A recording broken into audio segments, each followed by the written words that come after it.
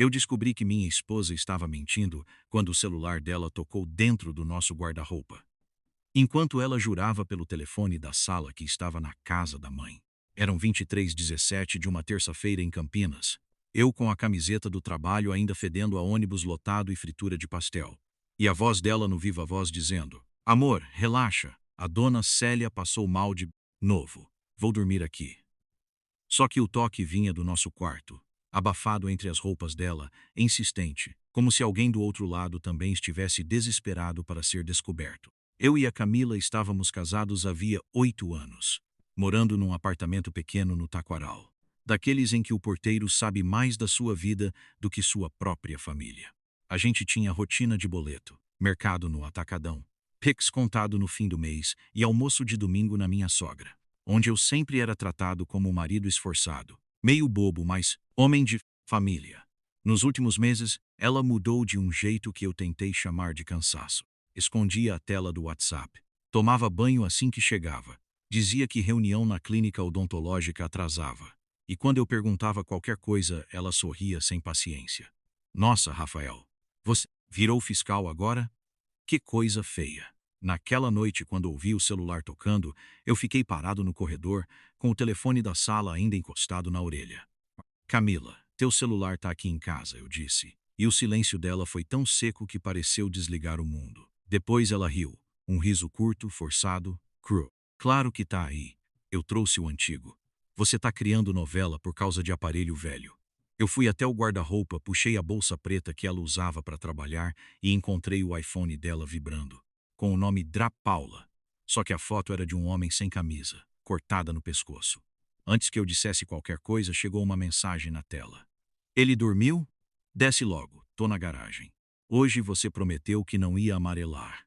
Eu senti meu corpo gelar como se alguém tivesse aberto a porta do freezer por dentro do meu peito. Perguntei quem era, e ela mudou de tom na hora. "Você mexeu nas minhas coisas? Rafael, você tá doente. Isso é invasão, minha mãe tá passando mal e você fazendo cena." A manipulação veio tão rápida que quase funcionou. Quase.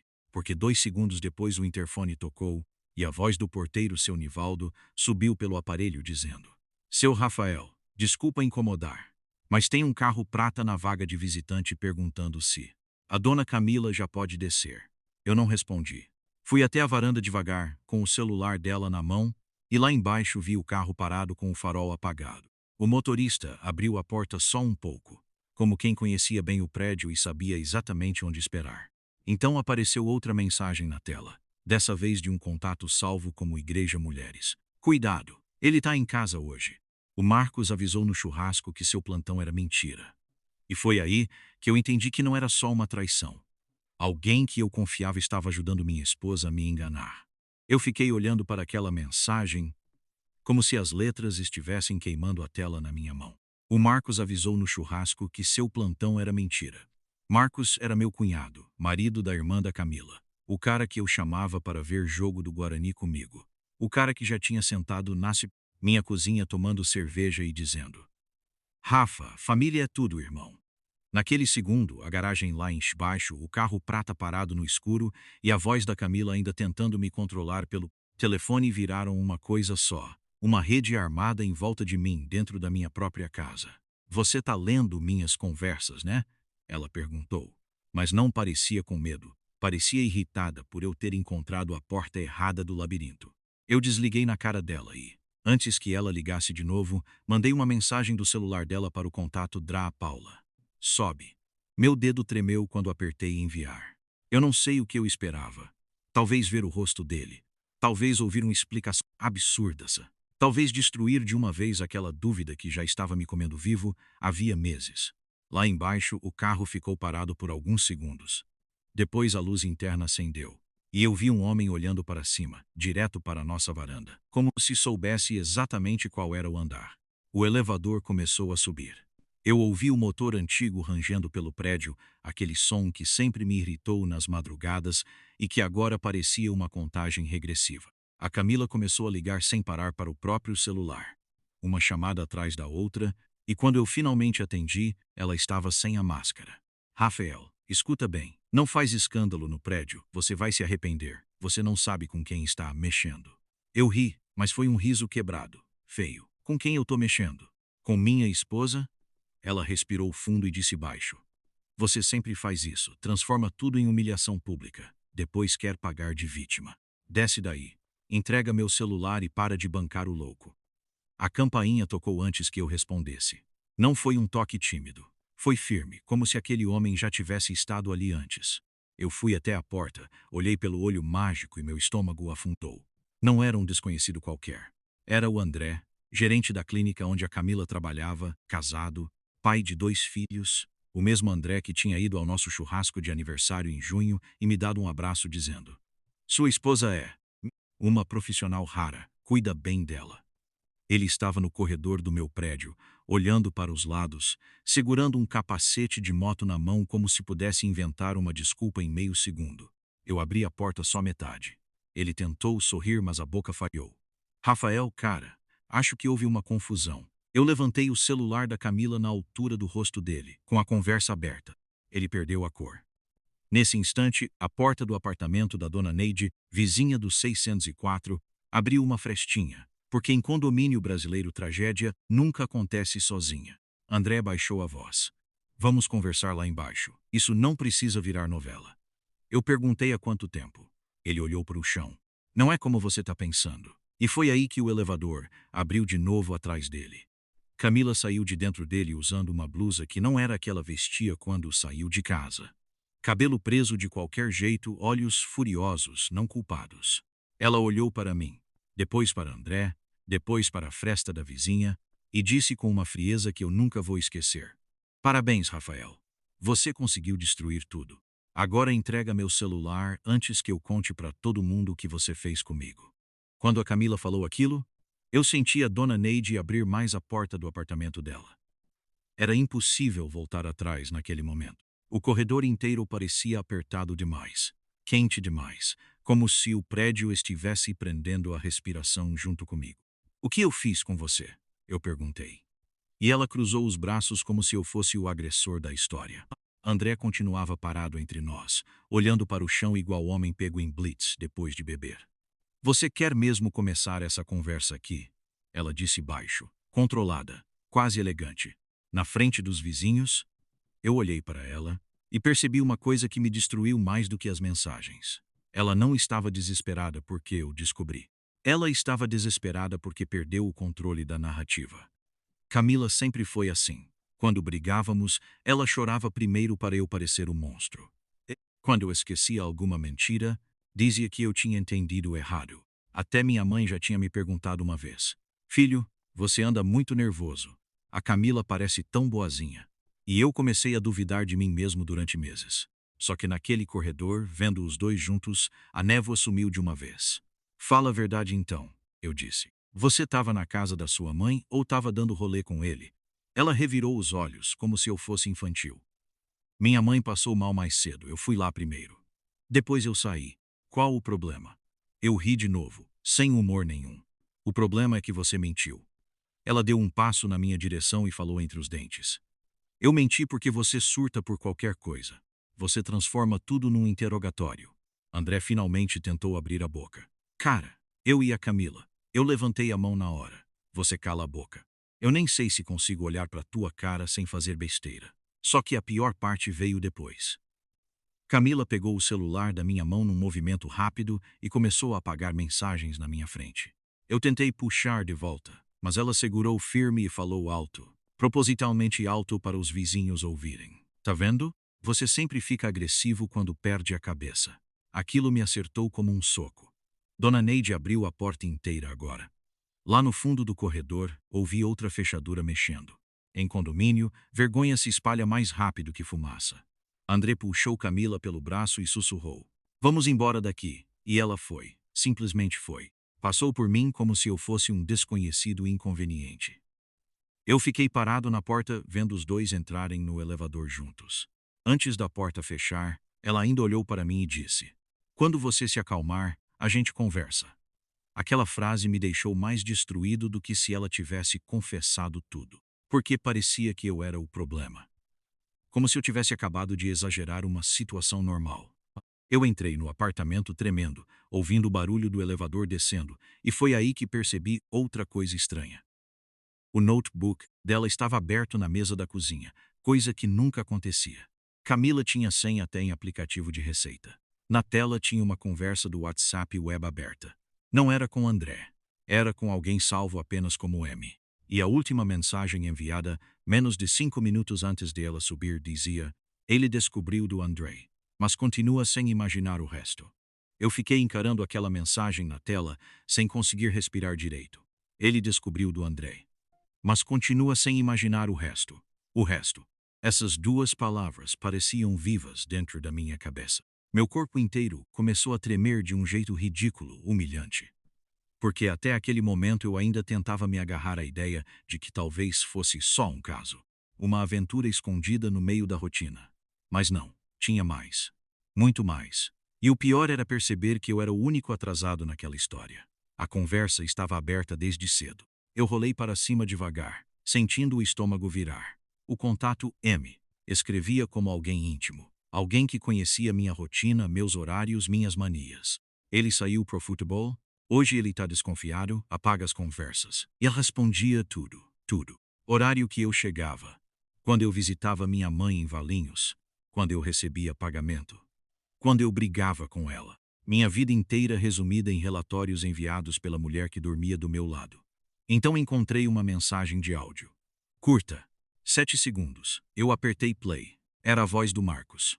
Meu cunhado soltou uma risada baixa e disse: relaxa, cunhada. O Rafael é lerdo. Ele acredita em qualquer teatrinho seu. Eu juro por Deus que senti vontade de vomitar. Sentei no chão da cozinha porque minhas pernas simplesmente desistiram. A imagem do churrasco voltou inteira na minha cabeça. Marcos me servindo cerveja. Marcos perguntando do meu trabalho. Marcos falando que homem ciumento perde mulher. Tudo enquanto ria de mim pelas costas. E a Camila incentivava. Tinha emoji, piadinha. Print meu dormindo no sofá depois de beber demais. Eu não era marido naquela conversa. Eu era entretenimento. Continuei lendo sem conseguir parar. Foi aí que apareceu outro nome. Renato. Primeiro achei que fosse cliente da clínica. Depois vi fotos anexadas apagadas parcialmente pela sincronização do WhatsApp web. Só dava para ver pedaços. Um relógio masculino. A manga de uma camisa social. Um quarto de hotel. E uma mensagem dela dizendo: com você é diferente.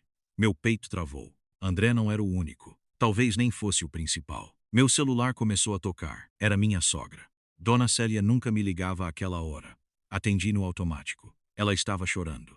Rafael, pelo amor de Deus, o que aconteceu? A Camila chegou aqui desesperada dizendo que você surtou com ela. Eu fechei os olhos na hora.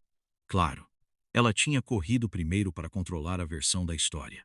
Ela contou que eu achei conversa dela com outro homem? Perguntei. Silêncio. Depois veio a resposta mais fria possível. Você deve ter entendido errado. Minha filha jamais faria isso. Aquilo me destruiu num nível diferente. Porque de repente eu percebi que talvez ninguém fosse acreditar em mim. Camila era carismática, doce em público, da igreja, querida pelas vizinhas, cheia de foto de casal feliz no Instagram. Eu era o cara quieto, cansado, estressado do trabalho. O marido que ultimamente andava desconfiado demais. A narrativa perfeita já estava pronta. Foi então que chegou outra mensagem no notebook. Não era do Marcos, era do próprio André. Ele abriu o notebook, e antes que eu pudesse pensar, apareceu outra logo em seguida.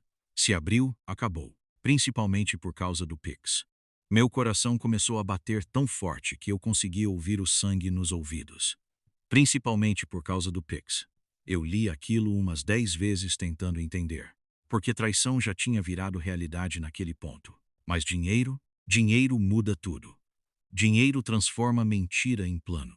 Eu puxei a conversa inteira com André e comecei a subir as mensagens antigas, cada vez mais rápido, como alguém procurando a própria sentença. Então encontrei. Ele recebeu a PLR?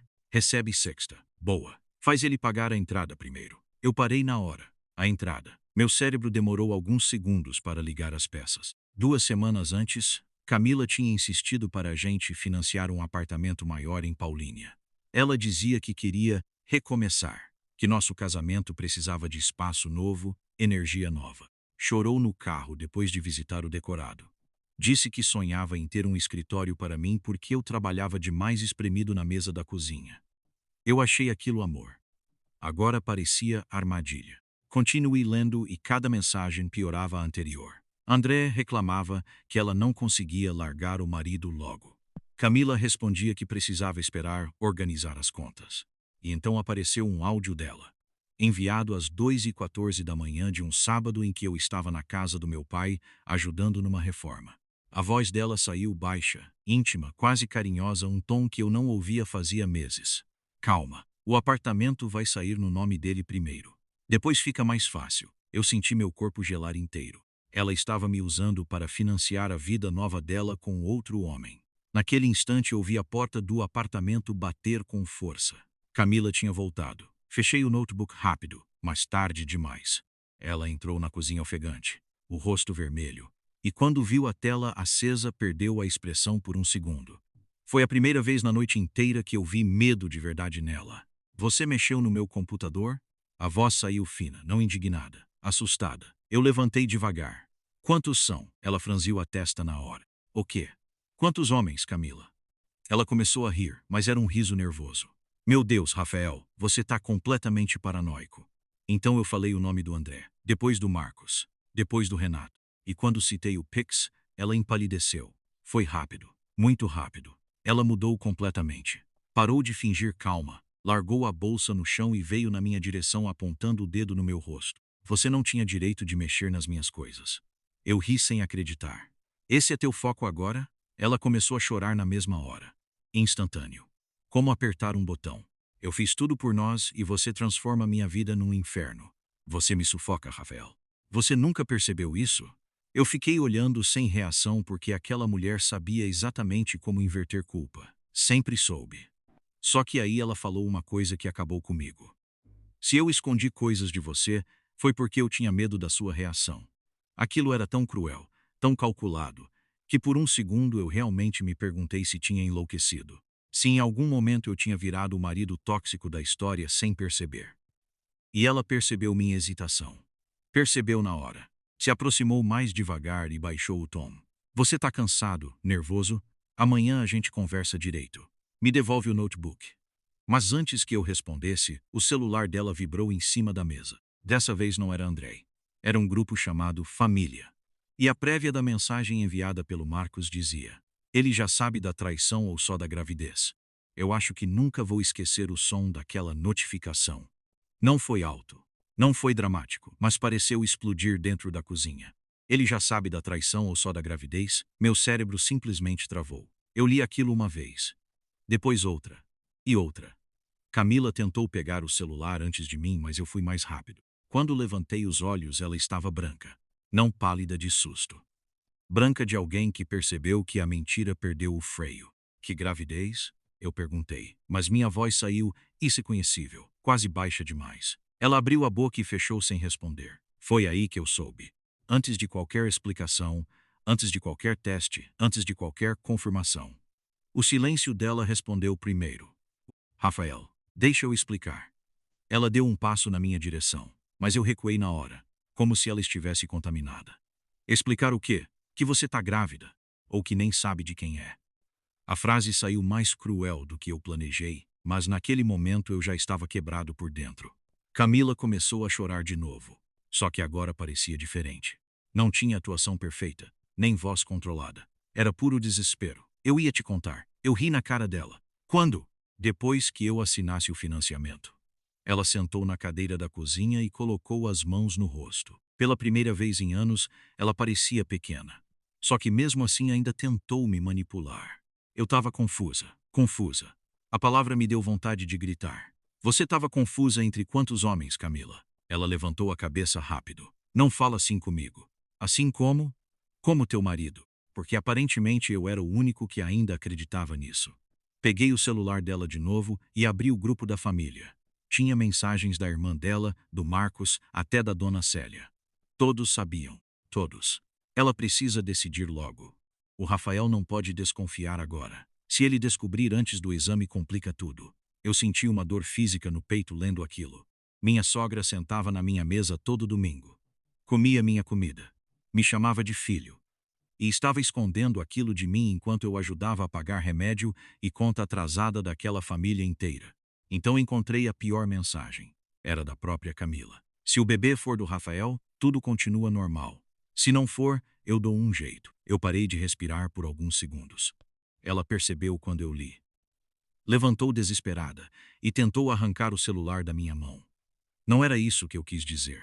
Eu olhei para ela e finalmente entendi que não conhecia aquela mulher. Talvez nunca tivesse conhecido. Qual jeito, Camila? Ela chorava sem conseguir responder.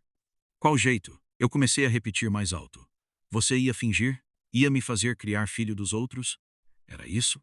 Ela gritou de volta então, num rompante de raiva que parecia guardado havia anos.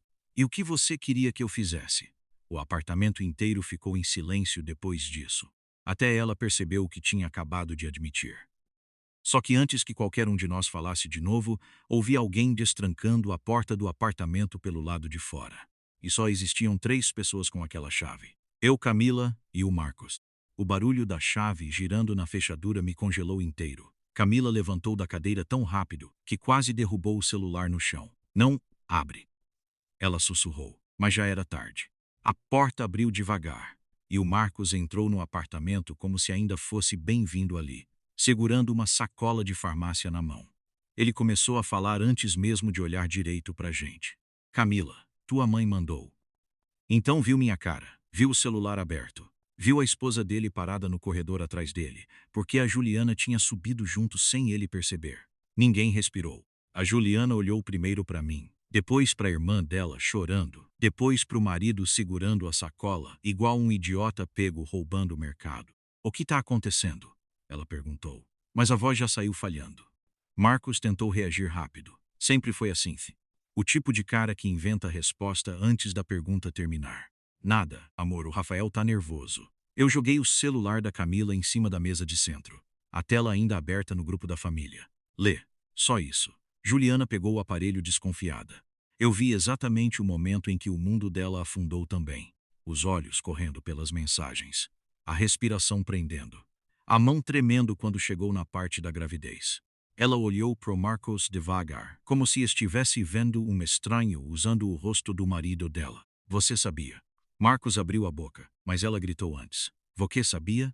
Camila tentou interferir na hora. Ju, calma, não é do jeito que...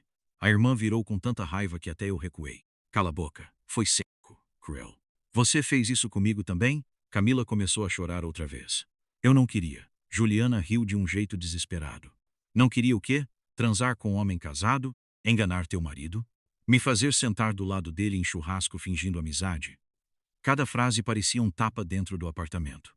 Marcos tentou segurar o braço dela. Erro pior se impossível. Ela puxou com força e soltou. O filho é de quem? O silêncio depois disso foi monstruoso. Camila não respondeu. André. Renato. Talvez outro. Talvez nem ela soubesse. E foi exatamente essa ausência de resposta que destruiu tudo de vez. Então aconteceu uma coisa que eu nunca esperava. Marcos abaixou a cabeça e falou. Pode ser meu. O apartamento inteiro parou. Juliana ficou imóvel. Eu também. Camila fechou os olhos na mesma hora, como alguém que acabou de ouvir a própria sentença. Meu cérebro demorou alguns segundos para entender. Não André, não Renato. Marcos. Meu cunhado. O cara que entrava na minha casa sem bater. O cara que segurou meu ombro no enterro do meu pai ano passado enquanto eu chorava igual criança. O cara que me chamava de irmão. Juliana começou a passar mal na hora.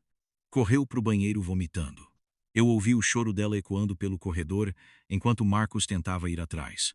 Só que eu segurei ele pela camisa antes. Foi a primeira vez na noite inteira que toquei em alguém com raiva de verdade. Há quanto tempo? Eu perguntei olhando no fundo dos olhos dele. Ele não conseguiu sustentar meu olhar. E a Camila respondeu por ele, com a voz quebrada. Quase 2 anos. Quase 2 anos. Eu ouvi aquilo e alguma coisa dentro de mim morreu na hora. Não foi raiva primeiro, nem vontade de bater nele. Foi pior. Foi uma sensação vazia. Como se eu tivesse passado os últimos anos morando dentro de uma mentira construída, peça por peça, enquanto todo mundo em volta assistia em silêncio. Marcos abaixou a cabeça como um criminoso cansado. Camila chorava encostada na bancada da cozinha.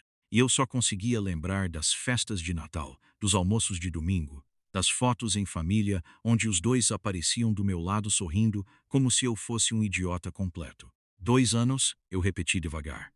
2 anos dentro da minha casa. Marcos tentou falar. Rafael, escuta. Eu empurrei ele com força. Não encosta em mim. Minha voz saiu tão baixa que assustou até a mim mesmo. Porque naquele ponto eu já estava além do grito, além da raiva.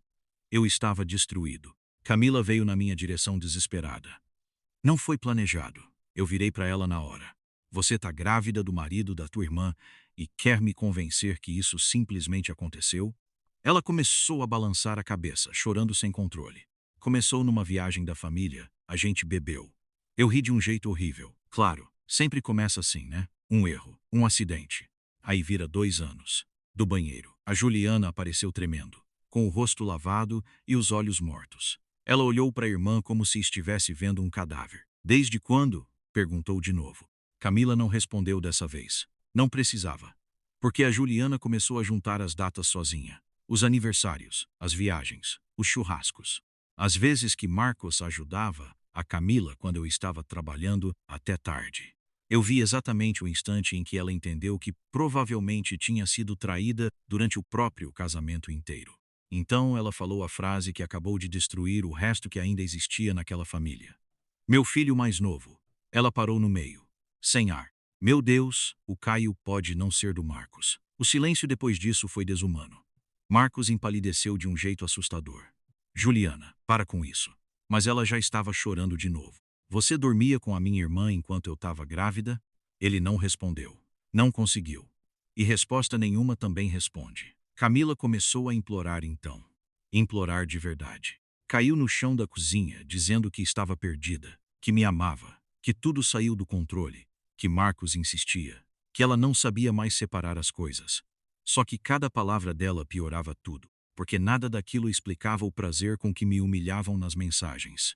Nada explicava os planos com dinheiro. O apartamento. O bebê. As mentiras. Eu peguei minha chave do carro em silêncio. Camila percebeu na hora e segurou meu braço. Por favor, não vá embora assim. Foi aí que eu olhei para ela pela última vez como marido. Você foi embora faz 2 anos, eu disse. E então saí do apartamento ouvindo ela chorar meu nome atrás de mim, enquanto, lá em cima, no 6º andar daquele condomínio fofoqueiro em Campinas, uma família inteira começava a desmoronar ao mesmo tempo.